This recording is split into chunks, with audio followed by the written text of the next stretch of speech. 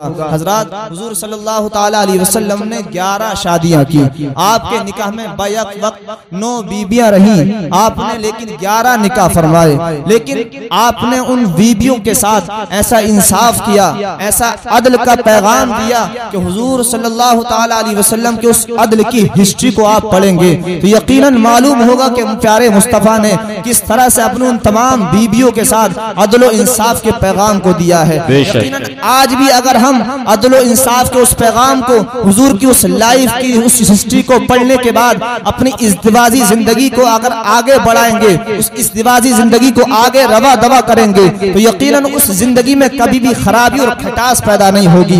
हजरत आयशा सिद्दीक़ा रज़ियल्लाहु ताला अन्हा से हुजूर सल्लल्लाहु ताला अलैहि वसल्लम बेपनाह मोहब्बत फरमाते थे। हुजूर हजरत आयशा रिवायत करती हैं कि जब मैं हुजूर से नाराज होती तो हुजूर पहचान लिया करते थे। हजरत आयशा बयान फरमाती कि हुजूर ने मुझसे इरशाद फरमाया, आयशा जब तुम मुझसे नाराज होती हो मैं तुम्हें उस वक्त भी पहचान लेता हूँ, जब तुम मुझसे राजी होती हो, मुझसे खुश होती हो, मैं तुम्हें उस वक्त भी पहचान लेता हूँ। हुजूर इरशाद फरमाते हैं, आयशा सुनो, जब तुम मुझसे खुश होती हो तो तुम कसम खाती हो मोहम्मद के रब की कसम। आयशा जब तुम मुझसे नाराज होती हो तो तुम मेरे नाम की कसम नहीं खाती हो, बल्कि मैं उस कसम में मेरा नाम ना लेकर के इब्राहिम का, हजरत इब्राहिम का नाम लेती हो और कहती हो इब्राहिम के रब की कसम। आयशा मैं तुम्हारी खुशी को भी पहचान लेता हूँ, तुम्हारी नाराजगी को भी पहचान लेता हूँ। यहाँ तक कि हुजूर सल्लल्लाहु ताला अलैहि वसल्लम अपनी अज़वाज के साथ जो रवैया इख्तियार करते थे, आजिज़ी और इनकिसारी के साथ इख्तियार करते थे। आप तमाम अज़वाज के साथ ये अदल व इंसाफ कायम रखते थे, अदल व इंसाफ को बरकरार रखते थे। यहाँ तक कि आप हुजूर सल्लल्लाहु ताला अलैहि वसल्लम जब आप घर में होते तो अपनी बीवियों के साथ उनका हाथ घर में भी बिठाया करते थे। यहाँ तक कि अगर आपकी उन अज़वाज मुतहरात को कोई परेशानी लाहिक होती, उस परेशानी के आलम में भी हुजूर अपने अज़वाज का साथ देते थे। अगर कोई खुशी का आलम होता तो खुशी के आलम में कभी आप मज़ाहिया अंदाज में भी उन तमाम अज़वाज के साथ रवैया इख्तियार करते थे। हज़रात जब हुजूर सल्लल्लाहु ताला अलैहि वसल्लम ने तमाम तरीकों को बता दिया, तमाम तरीकों तमाम आमाल का जिक्र फरमा दिया, हुजूर ने यह भी बता दिया किस तरह से किस अखलाक के साथ किस इंसान के साथ पेश आना चाहिए, किस तरह से अपनी अज़वाज मुतहरात के साथ पेश आना चाहिए, किस तरह से अपने पड़ोसी के साथ पेश आना चाहिए, किस तरह से बच्चों के साथ पेश आना चाहिए, किस तरह से बच्चों के साथ नरम अंदाज में पेश आना चाहिए। जब हुजूर ने तमाम अमाल को बता दिया, तमाम तरीकों को बता दिया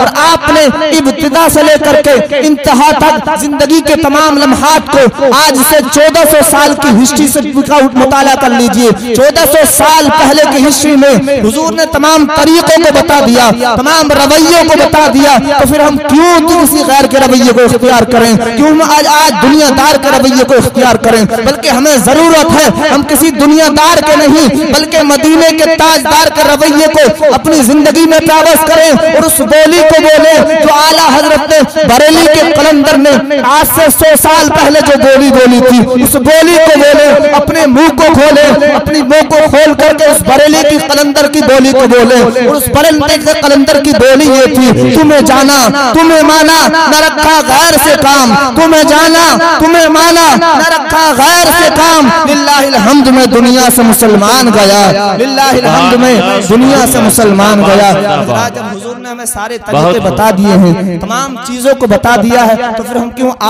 आज के इन गद्दारों चोरों, मुंबई के चोरों के पीछे हम क्यों भागते हैं। हमारी ये आइडियल नहीं है, हमें इनको आइडियल अपना आइडियल नहीं बनाना है। अगर हमें अपना आइडियल किसी को बनाना है तो मदीने के मुस्तफा का किरदार अपना करके उनको अपना आइडियल बनाना होगा। अगर किसी को आइडियल बनाना है तो अपना आइडियल अबू बकर सिद्दीक को बनाना होगा। अगर किसी को आइडियल बनाना है तो उमर फारूक आजम के किरदार को अपनी जिंदगी में पेश करके उनको अपना आइडियल बनाना होगा। अगर किसी को आइडियल बनाना है तो उमर उस्मान गनी को अपना आइडियल बनाना होगा। अगर किसी को आइडियल बनाना है मौला अली को अपना आइडियल बनाना होगा। अगर किसी को आइडियल बनाना है तो बिलाल को अपना आइडियल बनाना होगा। इस बिलाल की इतनी आजमाइशें की गई, इस बिलाल को तमाम कड़े इम्तिहानों से गुजरना पड़ा, लेकिन बिलाल की रग रग में जो ईमान की नशोनुमा हो चुकी थी, जो बिलाल की रग रग में जो ईमान और हुजूर की मोहब्बत फैल चुकी थी, तमाम इम्तिहान तमाम एग्जामात को हजरत बिलाल ने क्वालिफाइड कर लिया।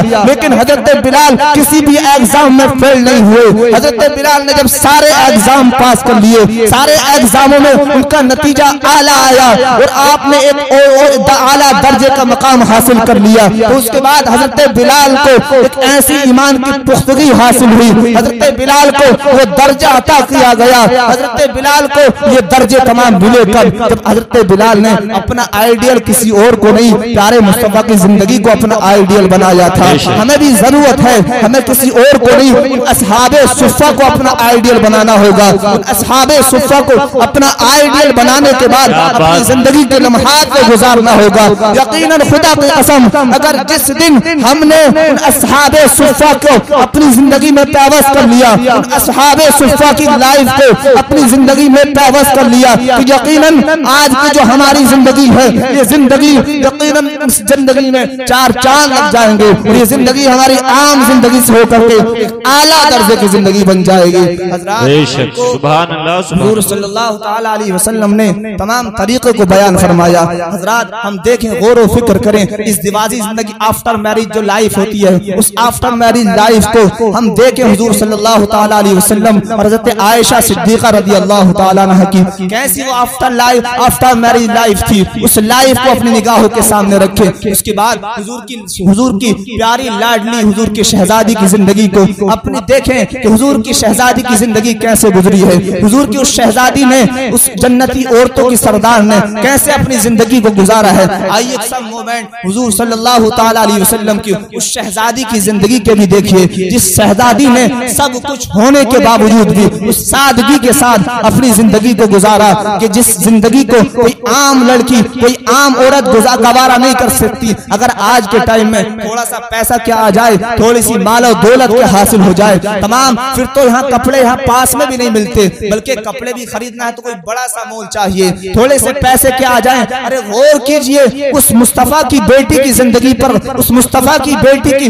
जिंदगी, उसकी लाइफ की हिस्ट्री का मुताला करके आप देखें, यकीनन मालूम होगा कि वो मालिक कायनात की शहजादी, वो मालिक कायनात की दुख्तरे नेक वक्त उस शहजादी ने किस तरह से अपनी जिंदगी को गुजारा है। हजरात गौर व फिक्र करें, जब हजरत फातिमा तो ज़हरा रज़ियल्लाहु तआला अन्हा की जब शादी नहीं होती, तो उस वक्त में चूंकि हजरत फातिमा का निकाह जिसके साथ हो जाए वो बड़ा खुशनसीब इंसान होगा कि जिसका निकाह हजरत फातिमा के साथ हो जाए। उस वक्त में हजरत अबू बकर सिद्दीक ने, उलमा की मौजूदगी है, उलमा इस्लाह फरमाएंगे, हजरत अबू बकर सिद्दीक रज़ियल्लाहु तआला अन्हु ने अरीजा पेश किया था हुजूर की बारगाह में, या रसूल अल्लाह, आपकी बारगाह में अरीजा ये है कि अपनी शहजादी का निकाह मेरे साथ फरमा दीजिए। हुजूर ने इरशाद फरमाया, अबू बकर अभी इंतजार करो, मुझे परवरदिगार के हुक्म का इंतजार है। अगर परवरदिगार का हुक्म होगा मैं अपनी बेटी का निकाह तुम्हारे साथ कर दूंगा, लेकिन परवरदिगार की तरफ से कोई पैगाम नहीं आया, कोई मैसेज नहीं आया। आपने वेट किया। उसके बाद हजरत उमर फारूक आजम ने अरीजा पेश किया, या रसूल अल्लाह, अपनी शहजादी का निकाह मेरे साथ कर दीजिए। हुजूर ने इरशाद फरमाया, ए उमर अभी वेट करो, अभी कोई खुदा का कोई हुक्म नहीं है। अगर खुदा का कोई हुक्म आता है मैं तुम्हारा निकाह अपनी बेटी के साथ, अपनी बेटी का निकाह तुम्हारे साथ कर दूंगा। उसके बाद लेकिन कोई हुक्म नहीं आता है।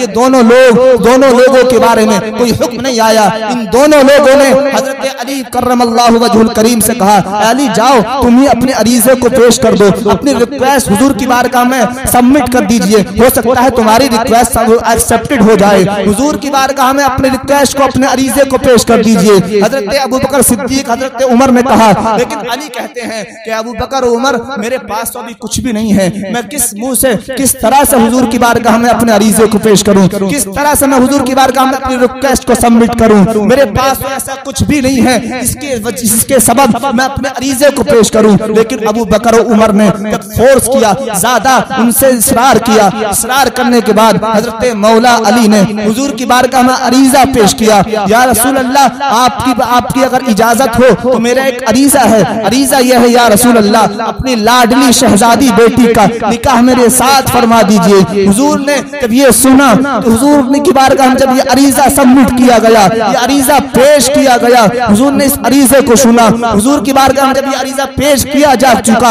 इधर परवरदिगार का हुक्म होता है, परवरदिगार हजरत जिब्राइल को हुक्म फरमाता है, जिब्राइल जाओ मेरे महबूब की बारगाह में चले जाओ और मेरे महबूब की बारगाह में जाकर के मेरे महबूब की बारगाह में अरीजा पेश कर दो कि परवरदिगार का हुक्म ये है कि आप आप अपनी बेटी का निकाह अली के साथ कर दीजिए। हजरत जिब्राइल आते हैं, हुजूर की बारगाह में अरीजा पेश करते हैं, या रसूल अल्लाह आप अपनी बेटी का निकाह, अपनी उस शहजादी का निकाह अली करमल्लाहु वजहुल करीम के साथ कर दीजिए। परवरदिगार को ये रजा, परवरदिगार को ये मंजूर है कि आपकी शहजादी का निकाह हजरत अली के साथ किया जाए। हजरत उस वक्त में हजरत अली के साथ ये निकाह तय होना पाया गया। ये निकाह ये रिश्ता जो आज हम कहते हैं मंगनी हुई, ये रिश्ता तय हुआ। रिश्ता तय होने के बाद एक वक्त वो आया, इस वक्त में हजरत फातिमा ज़हरा रज़ियल्लाहु ताला अन्हा के निकाह के वक्त की घड़ी करीब आई। तब हुजूर सल्लल्लाहु ताला अलैहि वसल्लम हजरत फातिमा के पास पहुंचे। क्योंकि एक दस्तूर है, कानून है,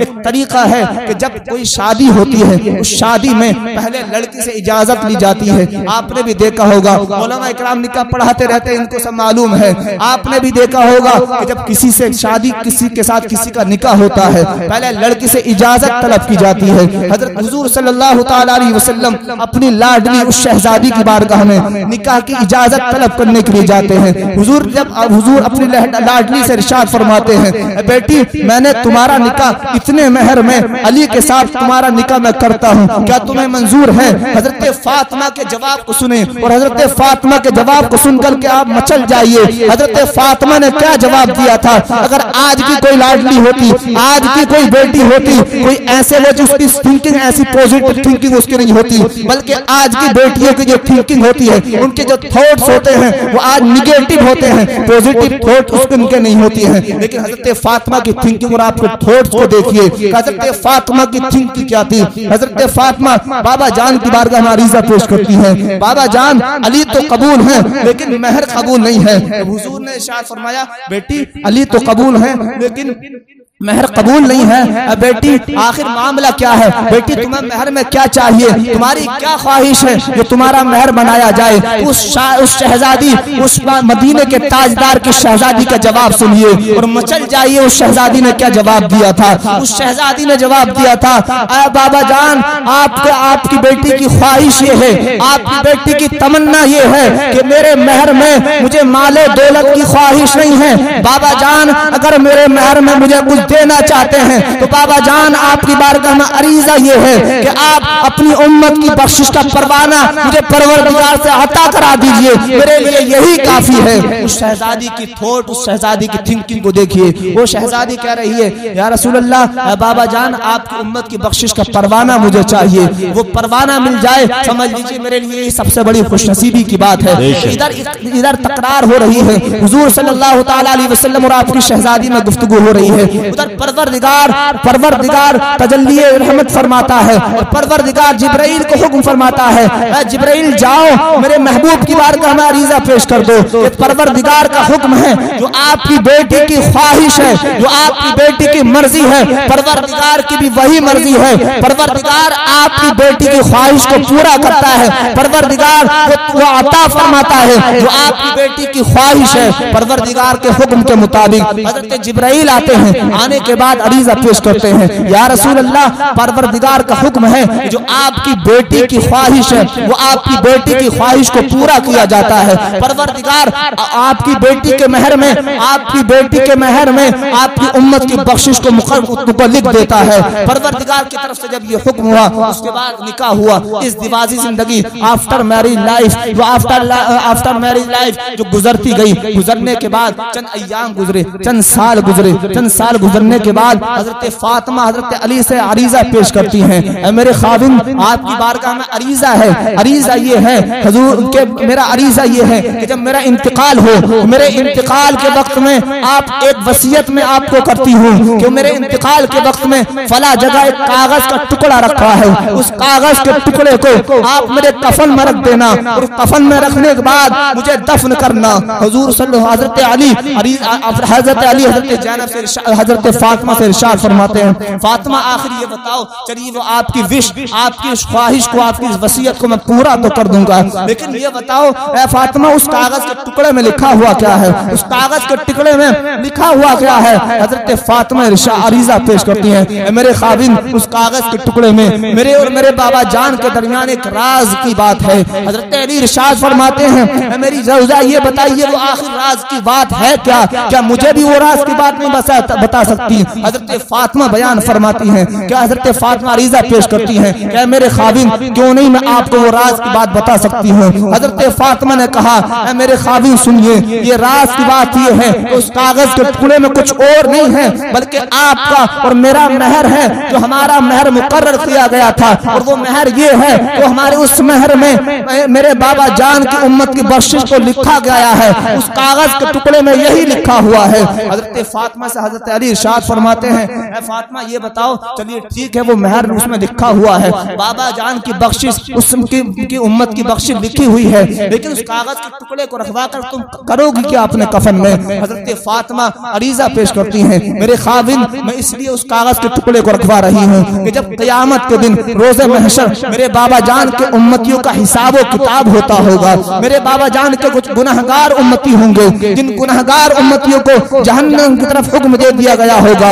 उन गुनहगार उम्मतियों को जब जहन्नम की तरफ ले जाया जा रहा होगा तो मैं देखूंगी अगर मेरे बाबा जान का कोई उम्मती जहन्नम की तरफ जाता होगा, मैं परवरदिगार की बारगाह में अरीजा पेश करूंगी कि परवरदिगार ये मेरे बाबा जान का जो उम्मती आज जहन्नम की तरफ जा रहा है, इस जहन्नम की तरफ इस उम्मती को ना भेजा जाए, बल्कि परवरदिगार ये तो मेरे बाबा जान का उम्मती है, ये जहन्नम का नहीं बल्कि जन्नत का हकदार है। बाबा जान का मेरा उम्मती है, ये जहन्नम में नहीं जाना चाहिए, जन्नत में जाना चाहिए। और जन्नत में जाने की जमानत ये है कि परवरदिगार तूने मेरे मेहर में मेरे बाबा जान के हर एक उम्मती की बख्शिश को मेरे मेहर में मुकर्रर फरमाया था, इसलिए जहन्नम में नहीं बल्कि इसको जन्नत में भेज दिया जाए।